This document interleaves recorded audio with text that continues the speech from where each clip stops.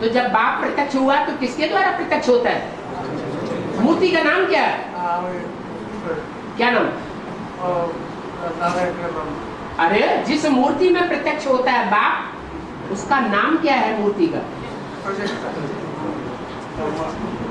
अहम प्रजापिता ब्रह्मा। वो मूर्ति का नाम क्या है त्रिमूर्ति में से? है शंकर। और शंकर है तो तीन आत्माओं का संकरण होना चाहिए ना। तो आप तो कहते हैं कि 98 में प्रवेश किया। नहीं, संसार का ब्रह्मा दादा का ब्रह्मा 100 साल का हो गया 87-88 में। हाँ, तो ब्रह्मा 100 साल का नहीं हो गया। 76 में राम वाली आत्मा 100 साल की हो गई। 87-88 संगम युग के हिसाब से प्रजापिता का पार्टधारी, प्रजापिता ब्रह्मा का नाम का जो आदि ब्रह्मा है वो 100 साल उसके पूरे होते हैं 76 में। जब 100 साल पूरे होते हैं तो ब्रह्मा नरक में खत्म हो जाता है। वो आदि ब्रह्मा प्रजापिता ब्रह्मा उसका नरक खत्म हो गया। माना नरक करने जो नर हैं, मनुष्य हैं, जो नरक बनाने वाले हैं, उनके डायरेक्शन पर नहीं चलता। जब उनके डायरेक्शन पर ही नहीं चलेगा तो नरक खत्म हो जाए। तो उस एक आत्मा के लिए मानसिक आधार पर कहेंगे कि उसका नरक खत्म हो गया।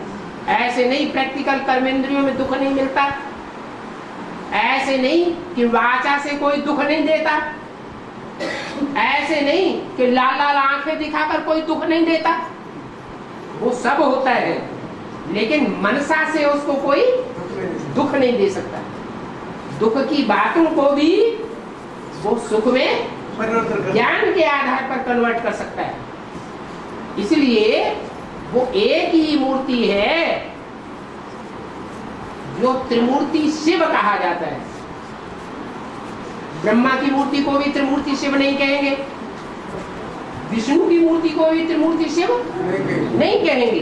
विष्णु की मूर्ति में 2 आत्माएं या 4 आत्माएं विराजमान हो सकती है, लेकिन शिव की मूर्ति उसमें शिव की आत्मा प्रवेश नहीं है।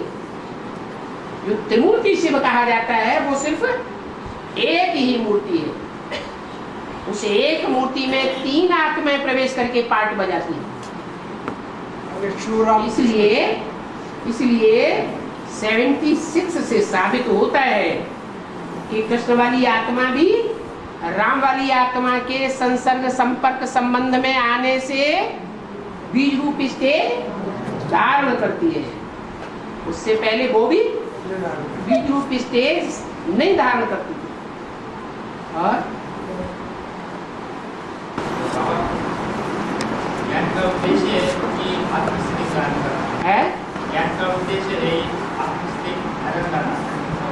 हाँ, ज्ञान का बीज है जो बीज सतयुग में रह जाएगा, बाकी सारा ज्ञान उड़ जाएगा। क्या बीज रह जाएगा? ज्ञान का बीज क्या रह जाएगा सतयुग में? बीज माने सार। क्या सार? मैं आत्मा ज्योतिर्लिंग। ठीक है। हाँ, तो बाबा बोल रहे हैं मुझे ज्ञान तो आत्मा प्रिय है, योगी तो आत्मा प्रिय नहीं है। ज्ञानी तो आत्मा प्रिय है, हाँ, योगी तो आत्मा प्रिय नहीं है। हाँ, तो ज्ञान का उद्देश्य आत्मस्थिति धारण करना।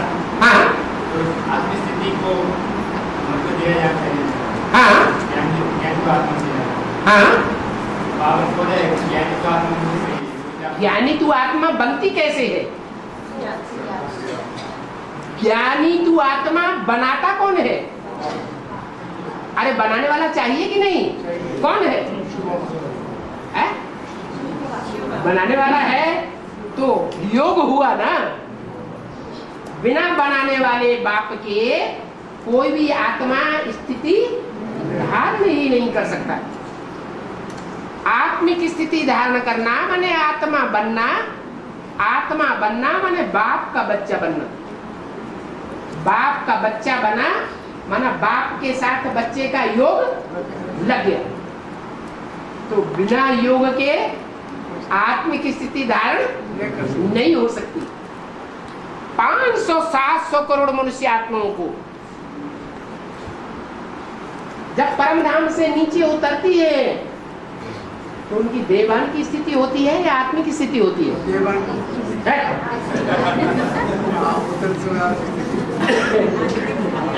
आत्मिक स्थिति होती है। सब आत्मा होती है। बाद में देवान जाते हैं। ये आत्मा का फाउंडेशन उन्होंने कहाँ धारण किया था? संगम युग में धारण किया था। 500-700 करोड़ भी जो आत्मा होगी वो भी ये ज्ञान धारण करके जाएगी। क्या? मैं आत्मा ज्योति बिंदु स्वरूप और मुझ आत्मा का बाप भी ज्योति बिंदु स्वरूप। हाँ, और क्या कहना चाहते हैं?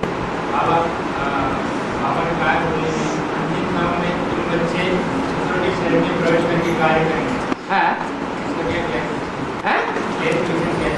वेद का क्लैरिफिकेशन। अरे इसमें क्या बात है? जिसकी 100% आत्मिक स्थिति बनेगी वही तो देह का भान छोड़ सकेगा। अगर 100% आत्मिक स्थिति नहीं बनी है, बीच बीच में देह का भान आता रहता है, अपनी देह याद आती है या दूसरे की देह याद आती है, तो आत्मिक स्थिति कहेंगे?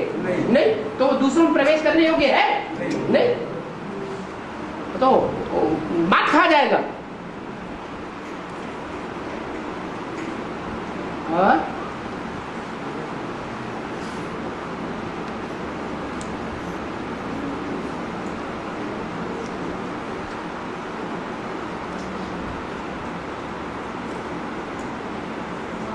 बाबा एक किताब है अभी रिलीज है ना, सच्ची किताब, उसमें ब्रह्म गोद को याद करके शुभा को याद करो।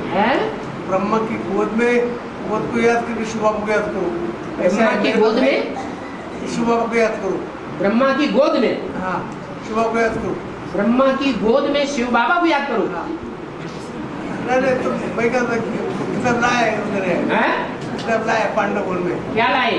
किताब लाए, किताब में लिखा है। नहीं, मुरली की तारीख भी, मुरली की तारीख में लिखा है कि शिव बाबा की गोद में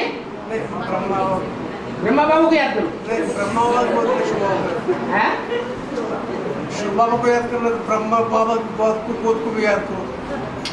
शिव बाबा को भी याद करो शिव बाबा को याद कर रहे तो ब्रह्मा बाबा को याद करके करो, ब्रह्मा बाबा को गोद में करो। हाँ, ये कहा है कि शिव बाबा की याद करेंगे तो ऐसा नहीं हो सकता कि ब्रह्मा याद ना आए।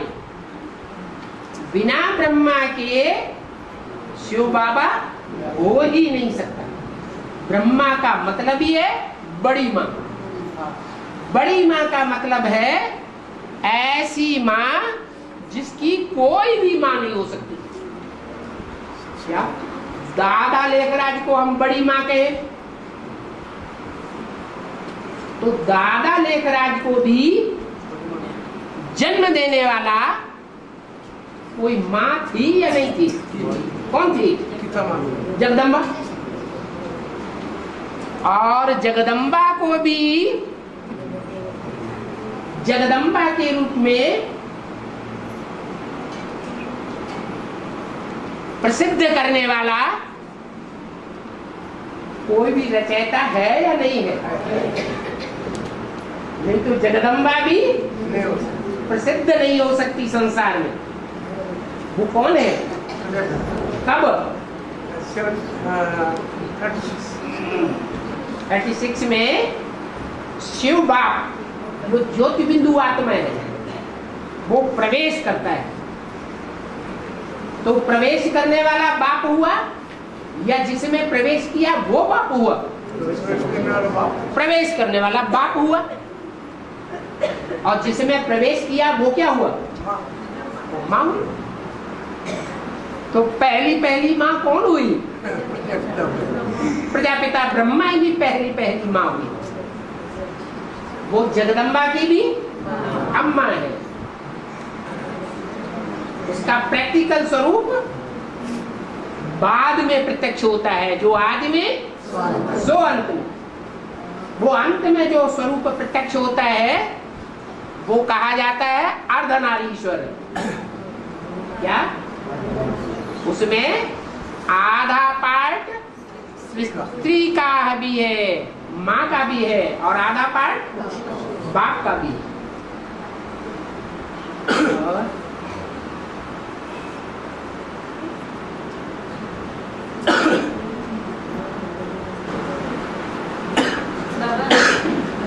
विष्णु सहस्त्र नाम गाते हैं, तो विष्णु के सहस्त्र नाम क्या है? इसलिए कि ब्रह्मा की सहयोगी भुजाएं कितनी गाई हुई है? सहस्त्र। सहस्त्र माना 1000। तो जब ब्रह्मा की 1000 भुजाएं सहयोगी हैं और ब्रह्मा से विष्णु बनता है, तो भुजाएं ब्रह्मा से विष्णु नहीं बनेंगी, है? नंबरवार विष्णु बनेंगी या नहीं बनेंगी? बनेंगी। तो विष्णु के सहस्त्र नाम नहीं होने चाहिए, है? होने चाहिए। इसलिए गाए हुए हैं विष्णु सहस्त्र नाम, क्योंकि ब्रह्मा जिसकी 1000 भुजाएं हैं सहयोगी के रूप में, वो 1000 आत्माएं चलाने वाला उनको चाहिए या नहीं चाहिए? चाहिए। उन 1000 आत्माओं को जो सहयोगी के रूप में कार्य करने वाली है, उनको चलाने वाला चाहिए। कब की बात है? अव्यक्तवाणी में तो बोला हुआ है।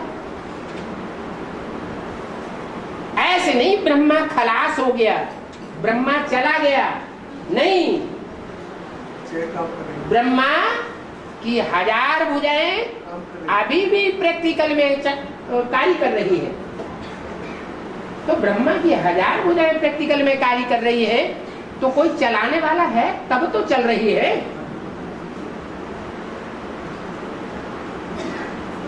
कोई अनेक भुजाओं वाला आदमी है और उसका सर कटा हुआ हो तो भुजाएं चलेंगी?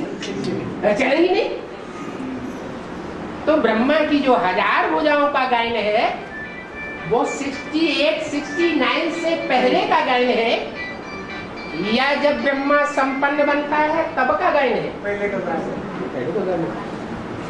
संपन्न इसके बाद में बनती है या पहले बनती है? बाद में बनती है। तो आदि का गायन नहीं है। कोई ब्रह्मा की सोल कोई एक ऐसा रूप है जिसमें प्रवेश करके विष्णु रूप बनती है, तब उसका गायन होता है। ब्रह्मा सो विष्णु। तो 1000 भुजाएं भी सहयोगी बनती हैं प्रैक्टिकल में। हाँ, कुछ भुजाएं पहले सहयोगी बनती हैं और कुछ भुजाएं बाद में सहयोगी बनती हैं। कुछ भुजाएं देखने में आती हैं आज बड़ी सहयोगी है और कल ठंडी पड़ी। कुछ भुजाएं देखने में आती हैं मध्य में बड़ी सहयोगी है और अंत में ठंडी हो जाती, या आज में देखने में ही नहीं आती। कुछ भुजाएं ऐसी हैं जो अंत में बहुत सक्रिय हो जाती है। जो मध्य वाली है वो उतनी सहयोगी नहीं दिखाई पड़ती, और जो आदि वाली है वो भी उतनी सहयोगी नहीं दिखाई पड़ती। कुछ ऐसी है जो आदि वाली बड़ी सहयोगी दिखाई पड़ती है। इसलिए आदि सो अंत, 1000 भुजाएं सहयोगी के रूप में, ब्रह्मा सो विष्णु के रूप में संसार के सामने, संसार में धमा चौकड़ी मचाने वाली दिखाई पड़ेगी। एक ज्योतिषी ने भी लिखा है, जब कयामत होगी, भगवान प्रत्यक्ष होगा, तो संसार में उसके छोटे छोटे सहयोगी सारे संसार में धमा चौकड़ी मचा देंगे, धम धम हो जाएगी।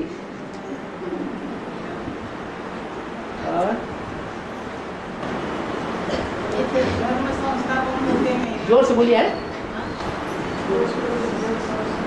धर्म संस्थापक होते हैं ना। धर्म संस्थापक होते हैं ना। हाँ हाँ, धर्म संस्थापक।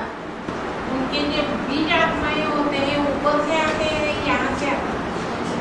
उनके बीज आत्माएं ऊपर से आते हैं और यहाँ से जो बीज होगा वो सबसे पुराना होगा या नया होगा? वो जो आत्मा जो बीज होगा हर धर्म का बीज आदि का होगा या मध्य का होगा या अंत का होगा? आदि का होगा। तो सृष्टि का आदि जब हुआ था उस समय वो बीज अपने को पहचाना था कि मैं सारी सृष्टि का इस धर्म का बीज हूं। तो अभी के कहां से हो सकते हैं? वो तो बहुत पुराने हैं, सनातन हैं। सनातन माने पुराने थे। उनके द्वारा ही सनातन धर्म स्थापन होता है, नहीं तो सनातन धर्म नाम नहीं पढ़ सकता। नहीं बाबा, वो पूछ रहे हैं कि धर्म पिताओं में बीज आते हैं ना, धर्म पिताएं तो बीच में आते हैं। तो उनके बीज कहाँ से आते हैं?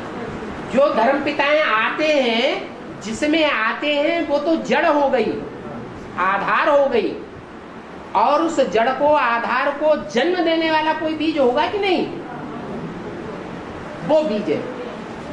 जैसे सिद्धार्थ, महात्मा बुद्ध बीज रूप आत्मा आई और सिद्धार्थ में प्रवेश किया, लेकिन सिद्धार्थ की रगों में जो खून दौड़ रहा था, किसका खून दौड़ रहा था?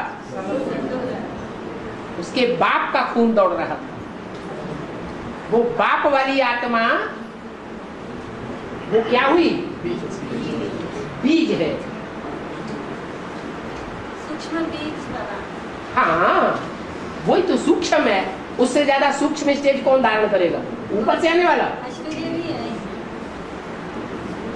कोई भी धर्म के जो बीज होंगे, वो बीज वास्तव में अगर दूसरे धर्म के हैं तो उनको भी जन्म देने वाला कोई होगा। जो सबसे पुराना होगा वही पूर्वज कहा जाएगा। पूर्व माने पहले, ज माने जन्म लेने वाला। जिसने पहले प्रत्यक्षता रूपी जन्म लिया वो असली बीज है, सनातन बीज है।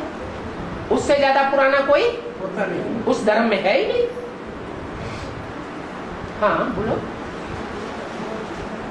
ऊपर से जन्म लेने वाली है? आत्मा आती है ना, ऊपर से जो आत्मा आती है वो सिद्धार्थ में प्रवेश करती है ना।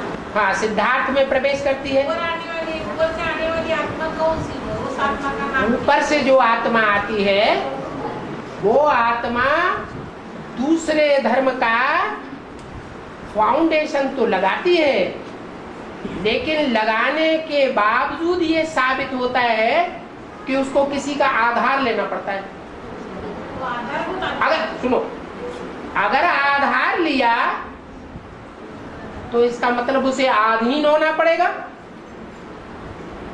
किसके अधीन हुआ? हैं?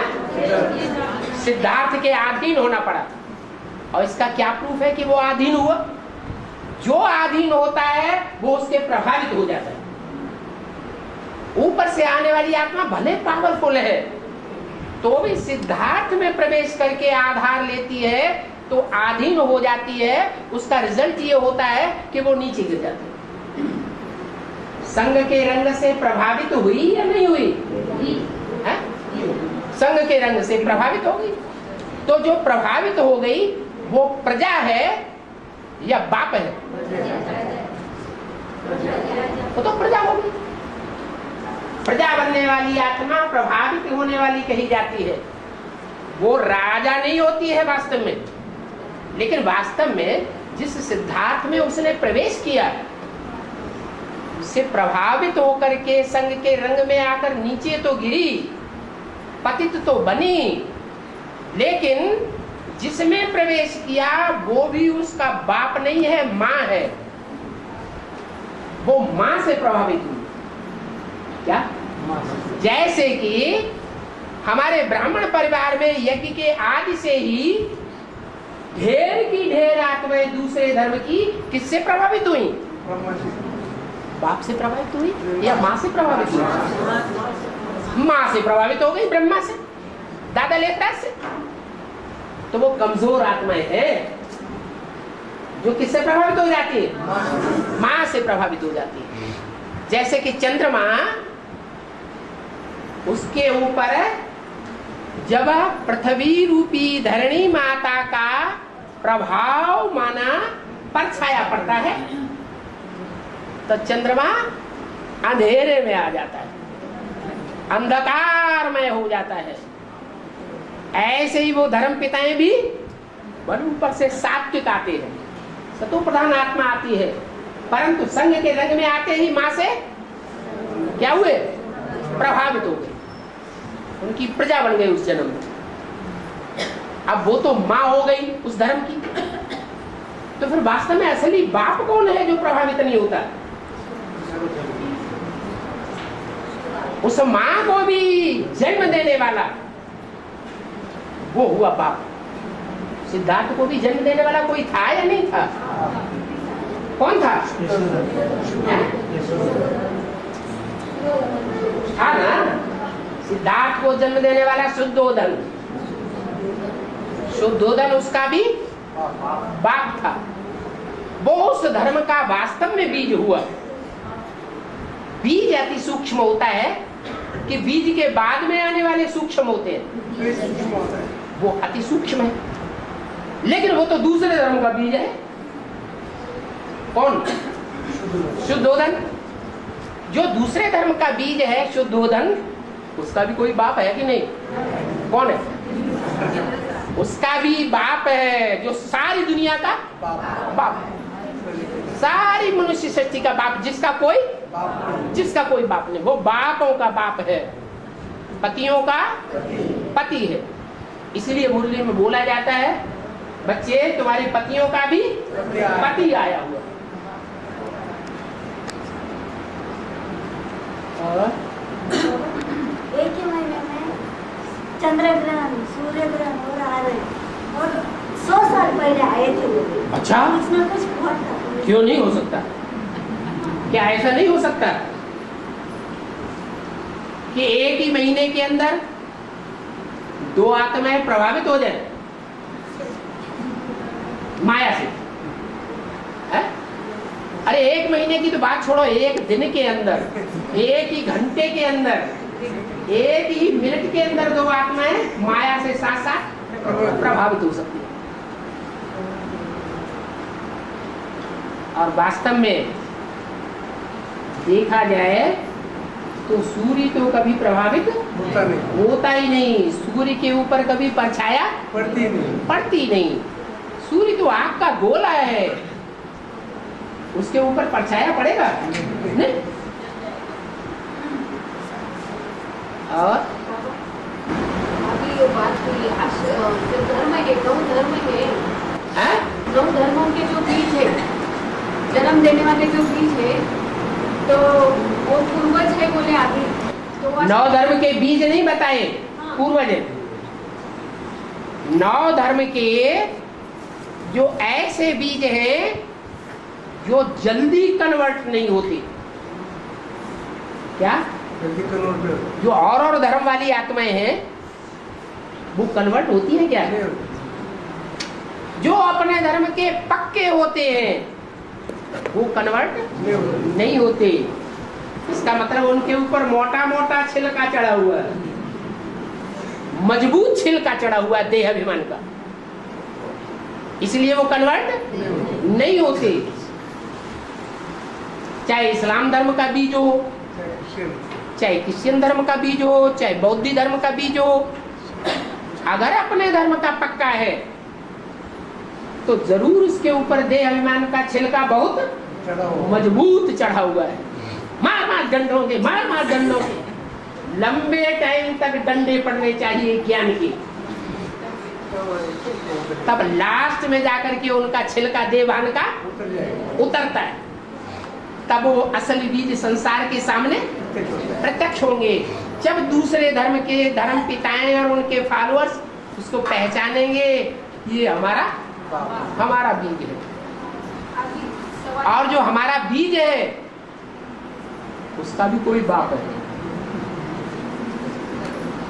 वो एवरलास्टिंग बाप नहीं है, वो बापों का बाप नहीं है, उसका भी कोई लेकिन वो जो बीज है ना 9 धर्मों के, वो अष्टदेव है या अष्टरत्न के आदि? कमाल है।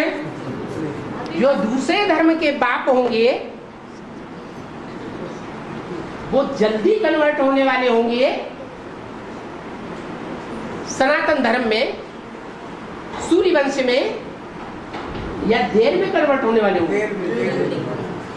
सीधी सी बात है। जो अष्टदेव होंगे, जो तुम्हारे कुल का होगा, वो थोड़ी सी बात सुनेगा और फट से आ जाएगा। तुम्हारे कुल का नहीं होगा तो सुनाते रहो, उसके पीछे पड़े रहो।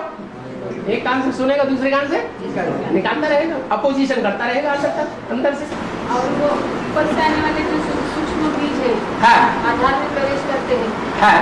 तो वो पूरा ज्ञान उठाते हैं या अंत में आते हैं? अगर पूरा ज्ञान उठाए सतयुग में नहीं जा जाएंगे।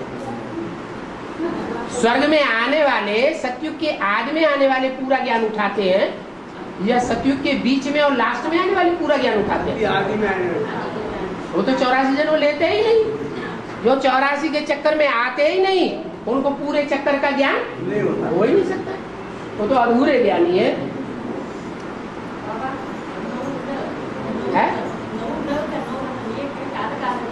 9 रतन जब कहा जाता है तो रतन एक दूसरे से कम वैल्यू वाले होते हैं या समान वैल्यू होती है? कम वैल्यू वाले होते हैं। कोई हीरा है, कोई माणिक है, कोई पन्ना है, कोई मूंगा है, सबकी एक जैसी वैल्यू नहीं हो सकती। उनको कहा जाता है रतन। वो धर्म पिताएं हैं अपने धर्म के पक्के, लेकिन उनमें जो सूर्यवंशी है 9 रत्नों में, वो एक ही है। और वो एक सूर्यवंशी जो हीरा है, संसार में जिसकी वैल्यू नहीं यहाँ की जाती है, उसका नाम क्या है? कोहिनूर हीरा।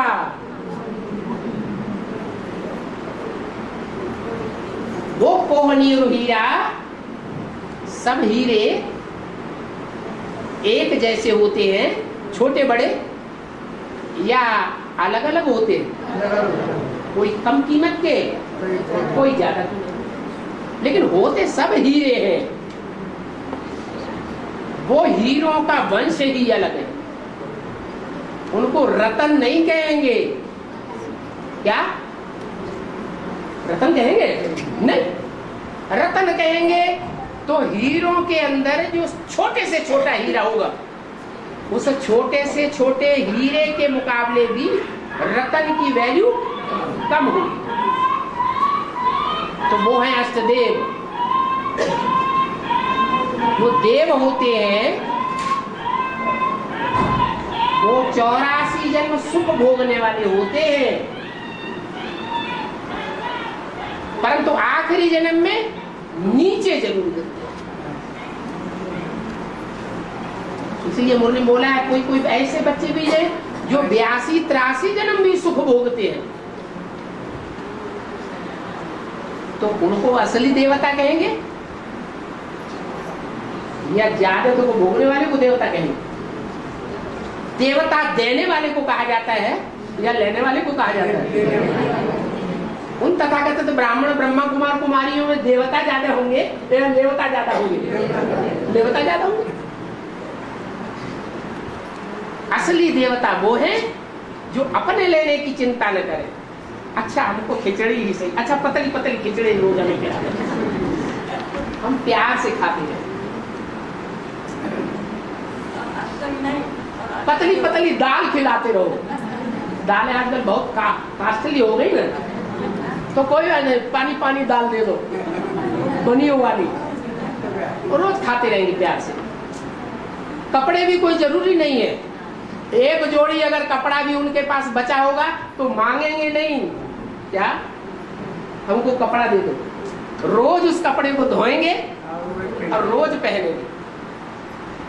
चप्पलों की 20 जोड़ियां उन्हें नहीं चाहिए, नहीं भी होगी तो भी क्या नंगे पांव आदमी जिंदगी नहीं बिताता? अरे भगवान के लिए क्या नहीं कर सकते? सब कुछ कर सकते। तो पदार्थों की उनको परवाह नहीं होगी, पदार्थों से उनको प्यार नहीं होगा, व्यक्तियों से भी उनको प्यार नहीं होगा, संबंधों से भी उनको प्यार नहीं होगा। जब से ज्ञान में चले होंगे, चाहे बेसिक हो और चाहे एडवांस हो, उनके जीवन में एक गुण सदैव लक्षित होगा, नष्टो मोहा स्मृति लब्धा। कैसे नष्ट मोहा? देह से नष्ट मोह, देह के पदार्थों से नष्ट मोह, देह के संबंधियों से भी नष्ट मोह, देह के संपर्कियों से भी नष्ट मोह।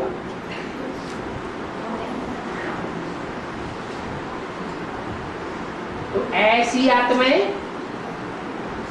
जिनका पहला गुण अव्वल नंबर में होता है, आदि से लेकर के लक्षित होता है, दिखाई पड़ता है, वो अष्टदेव में क्यों नहीं आवेंगी? जरूर आनी चाहिए।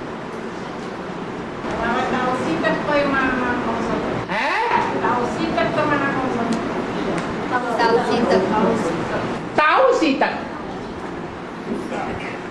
एक होता है तख्त, बैठे हैं तो कायम क्या हुआ? तख्त। और एक है ताउसी, क्या?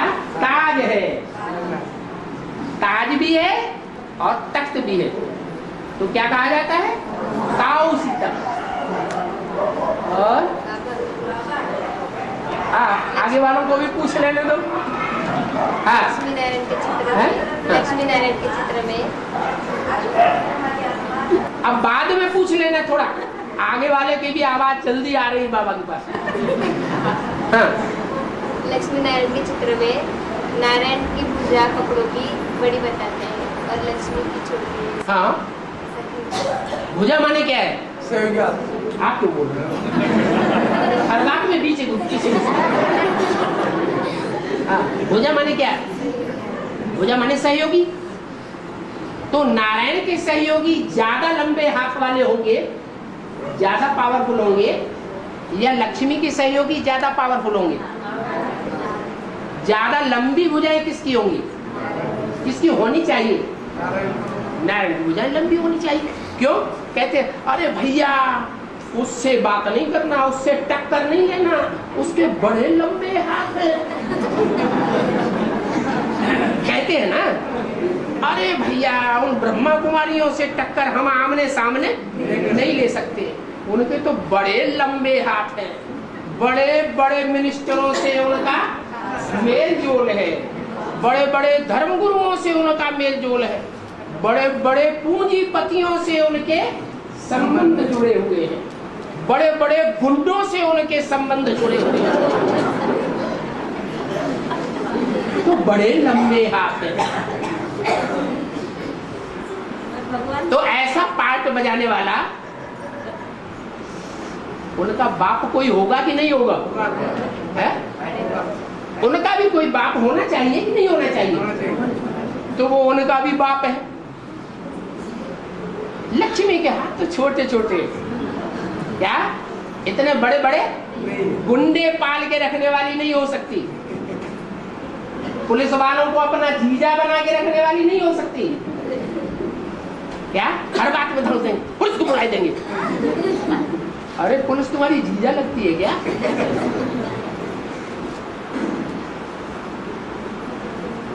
तो नारायण के हाथ लंबे लंबे क्यों दिखाए जाते हैं? लक्ष्मी के इतने लंबे नहीं दिखाए जाते। समझ में आ गया? अब बोलो पीछे।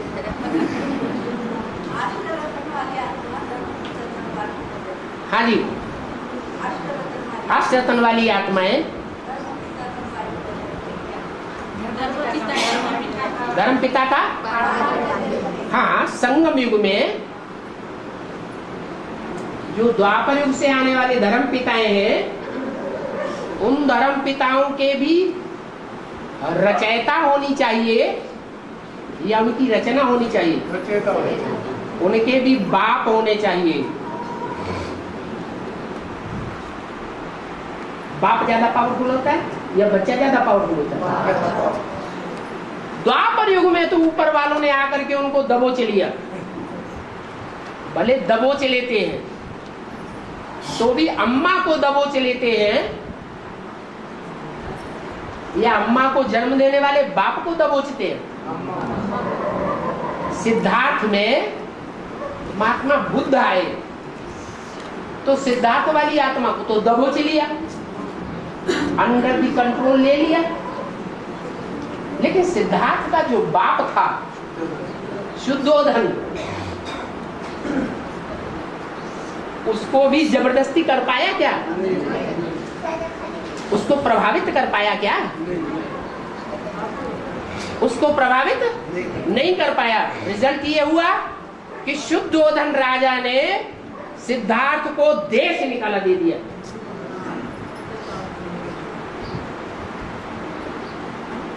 उग्रसेन जैसा राजा नहीं था। कौन? शुद्धोधन, जो बच्चे के प्रभाव में आ जाए। क्या किया उसने? बच्चा जैसा भी प्रभावित करने वाला हो। बौद्ध धर्म की इतनी बड़ी स्थापना कर दी चीन जापान में जाकर के, फिर भी उससे प्रभावित नहीं हुआ। अपने धर्म में पक्का रहा। अपने धर्म में पक्का होने के कारण कोई दूसरे धर्म को प्रभावित नहीं होने दिया। भारतवर्ष में, विदेशों में जाकर के बौद्ध धर्म पनपता रहा। तो बाप उसे कहा जाता है जो रचयिता होता है, रचना को कंट्रोल करने वाला होता है। और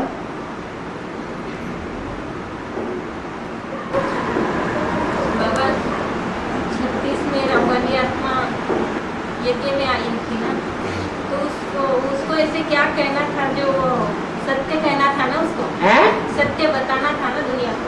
दुनिया को सत्य बताना था, मैंने सच्चाई सुनानी थी ना। अरे सत्य रूपी ज्ञान, हाँ। सत्य को ज्ञान कहा जाता है। वो सत्य रूपी ज्ञान का जो बीजारोपण है वो अम्मा में किया जाएगा पहले कि दुनिया में किया जाएगा? नहीं, तो वो सच्चाई बताना चाहती थी। कौन? वो रामवाली आत्मा नास्तिक बन जाती है, कोई सच्चाई सुनता नहीं तो। यज्ञ के आदि में जो ज्ञान था, बीज था, वो संपन्न बीज था या अधूरा बीज था? षष्ठी चक्र का पूरा ज्ञान था या अधूरा ज्ञान था? कैसा ज्ञान था? अधूरा ज्ञान था। नीम हकी में खतरे जान, तो खतरा आ गया तो वो नास्तिक बन गई क्या? अरे राम वाली आत्मा सब धर्मों का बाप है या नहीं है? है। तो जो और धर्म हैं, जो आस्था रखने वाले हैं साकार के ऊपर, उन्होंने ब्रह्मा के ऊपर आस्था रख ली, आस्तिक बनकर के रहे। लेकिन राम वाली आत्मा वो किसी देहधारी से प्रभावित नहीं हो सकती। इसलिए पहले पहले नास्तिक कौन बनेगा? जो पहला ब्राह्मण, सो पहला देवता, जो पहला देवता सो पहला क्षत्रिय, सो पहला वैश्य, सो पहला शूद्र, सो पहला नास्तिक। अरे नास्तिकों का भी कोई बाप चाहिए कि नहीं चाहिए? इसलिए मुरली में आता है, मोस्टली आता है, भारत इस समय पूरा नास्तिक है। पूरा नास्तिक का मतलब किसी के ऊपर आस्था नहीं है। कोई साकार व्यक्तित्व इस दुनिया में नहीं है जिसके ऊपर वो पूरी आस्था रखे, उसके अंडर दी कंट्रोल चले।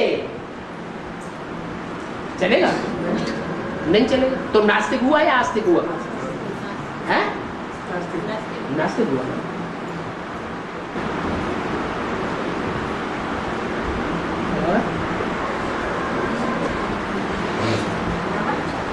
गीता माता शक्तिमान जी दोनों को जानते हैं? गीता माता गीता मान है दोनों रूपों में जानती थी। शक्तिमान के दोनों जाती है। शक्तिमान के दोनों रूपों में जानती थी। दोनों रूप माने कौन से रूप? शक्तिमान का और गंगाधर का। अच्छा, हाँ। जो गंगाधर है, गंगा को धारण करने वाला है, उसे शंकर कहा जाता है? और एक शक्तिमान का रूप है शक्तिवान। वास्तव में सर्व शक्तिवान देहधारी है या निराकारी आत्मा है? तो जो निराकारी आत्मा है शिव, वो सर्व शक्तिवान है ना? और जो गंगाधर है वो तो गंगा को धारण करने वाला है। क्या? सर के ऊपर धारण करता है। शिव थोड़े ही गंगा को सर के ऊपर धारण करेगा। शिव की वाणी में कोई ऐसा वाक्य आया है जिसमें गंगा को ऊंचा साबित किया गया हो? नहीं साबित किया गया। लेकिन शंकर के प्रैक्टिकल जीवन में संगमिकी दुनिया का ऐसा क्षण भी आवेगा जहां वो ब्रह्मा कुमार कहलाने वाले, प्रजापिता ब्रह्मा कुमार कुमारी कहलाने वाले बच्चों के बीच में गंगा को सर के ऊपर चढ़ा के रखेगा। पार्वती को सर के ऊपर नहीं चढ़ाएगा, क्योंकि जब एडवांस ज्ञान निकलता है तो पार्वती नहीं निकलती, डरती है। बाबा ने कहा त्रिमूर्ति में एक बकरी भी है, तो बकरी से शेर प्रभावित होगा क्या? नहीं। तो जब एडवांस ज्ञान निकलता है तो जो जगदम्बा का पार्ट है, वो जगदम्बा का पार्ट तो 9-10 साल की बच्ची होती है। वो ज्ञान को उतनी गहराई से नहीं समझती, इसलिए वो सर पर धारण करने योग्य नहीं है। कौन है सर पर धारण करने योग्य? जो एडवांस ज्ञान को, जो कन्या सबसे पहले गहराई तक उठा लेती है। और वो कहां से निकलती है? यूपी से। भले अव्यक्त वाणी में बाबा ने बोला है गंगा कहां से निकली, इलाहाबाद से निकली या कानपुर से निकली? और बाबा ने कानपुर क्यों घुसेड़ दिया? कोई राज होगा ना। तो एडवांस ज्ञान में सबसे पहले गहराई का ज्ञान उठाने वाली कोई गंगा ही निकलती है। सारे भारत में भ्रमण करने के बाद एक कन्या निकली जो ज्ञान को पूरा गहराई से उठाती है। तो सर के ऊपर धारण करने योग्य नहीं है, है? धारण करने योग्य, लेकिन है कौन से धर्म की? है? संन्यास धर्म की है। फिर ये गड़बड़ी हो जाती है। संन्यास धर्म की है, इसलिए बाप की बच्ची भी बनती है और बच्ची के बनने के बाद फिर बाप को छोड़ भी देती है। क्योंकि जो गंगा के किनारे मेढकों की तरह चौकड़ी मारकर बैठने वाले हैं, तो वो बड़ी उसकी पूजा करते हैं। उन पूजा करने वालों की चक्करी में आ जाती है, अहंकार बढ़ जाता है। अहंकार बढ़ जाने के कारण बाप को छोड़ देते। राम तेरी गंगा मैली कही जाती है। वो तो पाप तब धोएगी जब सागर के साथ कनेक्शन होगा। नदी अगर सागर के साथ कनेक्टेड नहीं है तो नदी क्या है? नाला है। नदी पतित पावनी नहीं हो सकती। बाबा, अगर कोई बांधेली माता है, बच्चों को घर पे छोड़ के नहीं छोड़ के जा सकते भक्ति के लिए। बच्चों को क्यों बोल रही है? बच्ची के लिए कह सकती हो। कोई नौजवान बच्ची घर में है तो नौजवान बच्ची को अकेला छोड़ करके माता को घर से बाहर नहीं निकलना चाहिए अगर ज्ञान में चल रही है तो। क्यों? क्योंकि माता की सबसे बड़ी ड्यूटी है ज्ञान में कन्या रूपी तलवार की सुरक्षा करना। भले ज्ञान में आज नहीं भी चल रही है तो भी बाप ने तो वरदान दिया हुआ है तुम्हारा पूरा का पूरा परिवार चलेगा जो ज्ञान में चलेगा। आज नहीं ज्ञान में चल रही है, कल प्रत्यक्षता होगी, कन्या की बुद्धि में भी बैठ जाएगा और वो ज्ञान लेकर के सबसे आगे उड़ेगी, क्योंकि पवित्र बुद्धि है। तो उसकी सुरक्षा नहीं करनी चाहिए, उसकी सुरक्षा करना ढाल का पहला काम है। ढाल किसको कहा? माताएं हैं ढाल, क्योंकि बच्चे पैदा करते करते घर गृहस्थी में बुद्धि लड़ाते लड़ाते बुद्धि कैसी हो जाती है? मोटी बुद्धि हो जाती है। कन्याओं की तो बुद्धि पवित्र होती है, तलवार की धार होती है, उसमें ज्ञान गहराई तक बैठ जाता है, बाप को जल्दी पहचान लेती है। इसलिए उन कन्याओं की सुरक्षा करना ज्ञान में चलने वाली माताओं का पहला धर्म है।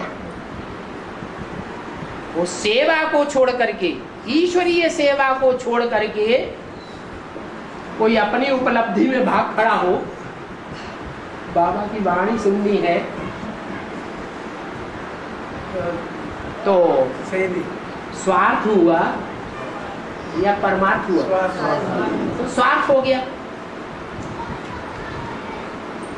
जो परमार्थी होता है वो प्राप्ति करता है, त्याग और तपस्या से भाग्य बनता है।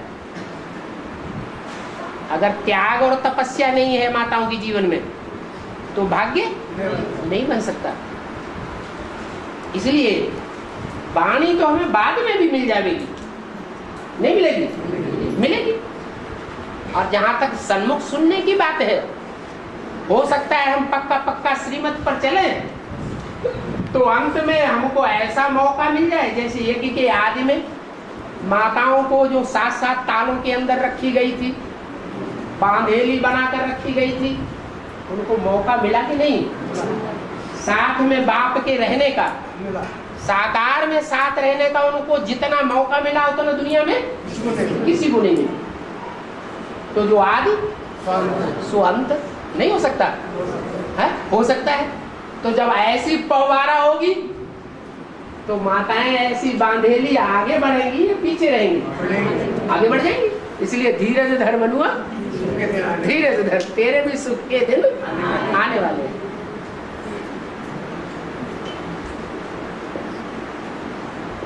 तो माताओं का धैर्य उड़ जाता है, हाय मेरे भगवान हाथ से निकल गया, भगवान इस सृष्टि पर आया, साकार में आया, अब मैं खाली हाथ रह गई। और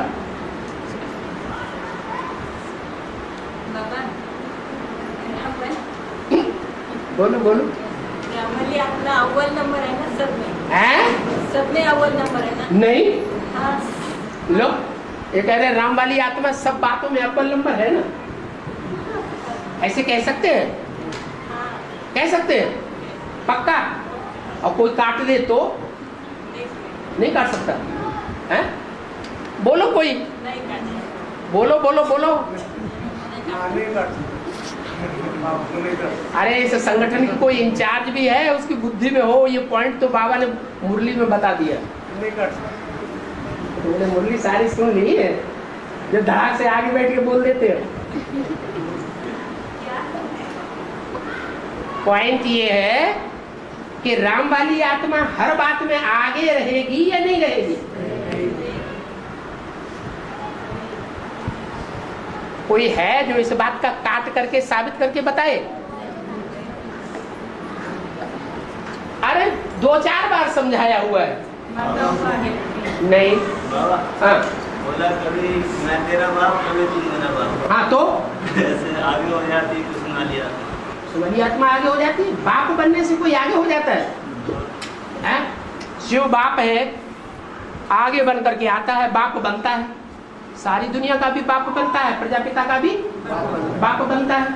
फिर सुख भोगने पीछे आगे कहेंगे नहीं, शांति में आगे है, शांति भोगने में आगे है, लेकिन सुख भोगने में बाप तो नहीं है। लेकिन राम वाली आत्मा और कृष्ण वाली आत्मा के बीच में बात हो रही है कि राम वाली आत्मा जो है सब बातों में आगे है। ये बात 100% झूठ है।